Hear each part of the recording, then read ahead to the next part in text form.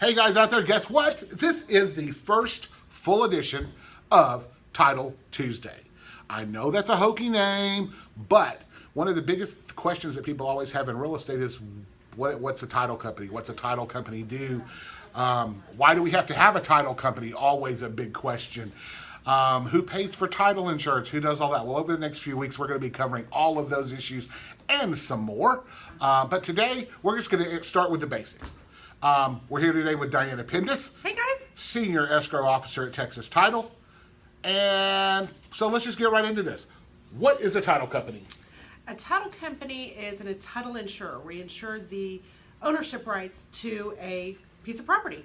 Real property, that is, not vehicular property. Got it. So you insure the rights, but you also have more stuff to do than just the insurance part. Very much so. So a title company is where we realtor folks take our contracts, and you guys do what from there? Yep. So when I get a contract in, we open up title to the property, which means my examiner is going to start researching the public records to find out who the property owner is, what restrictions run with the property, and if there's any liens that affect the property. The liens is what we have to clear up before we can insure somebody's new ownership interest in a property.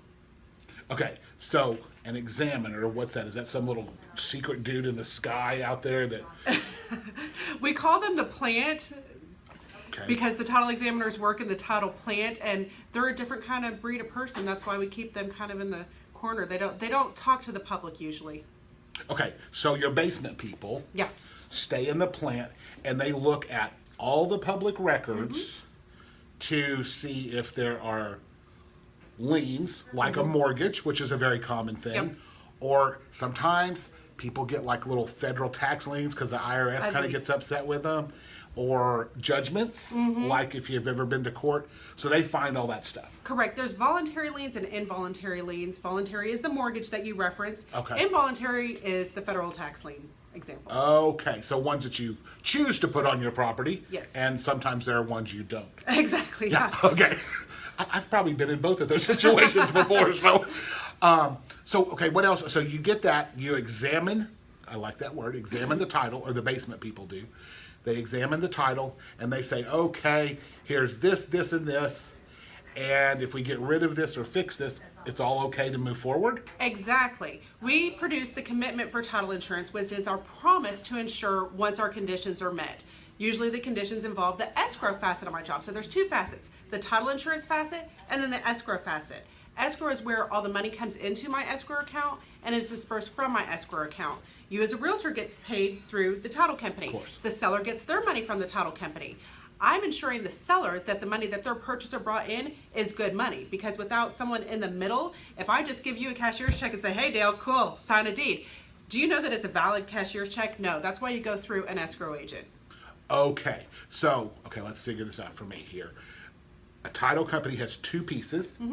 They have the title insurance piece, which we will talk about on another issue, because most real estate transactions have a title insurance policy, and they have an escrow piece. Correct. We might need to talk about that on another issue. I don't want to bore you guys today. But the escrow piece is where these guys sit there, they type in their little computer, and they write a whole bunch of checks. Not just to the realtors, like you mentioned, but also to the home warranty company. We pay your homeowner's insurance. Sometimes the lender gets fees paid through our escrow account. If there's a roofing invoice that needs to be paid, and occasionally we're asked to have funds set aside in escrow. Let's say that everyone's agreed that you want to go ahead and buy the home, but have $10,000 of the seller's money set aside to do XYZ repairs.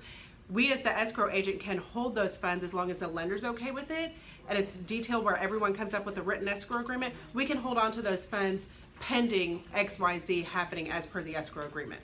Okay, so you're kind of like, I think you said, the word I use all the time is the title company is a neutral third party charged with dispersing all of the funds within the transaction. Correct, and then recording everything. So the deed that the seller signs, we make sure that everything is filed a public record, that if you're taking out a mortgage, that the lender is secured in their lien position on that property as well for the mortgage. Okay. Yeah. Sounds good. Well, we'll be back with some other explanations on Title Tuesday.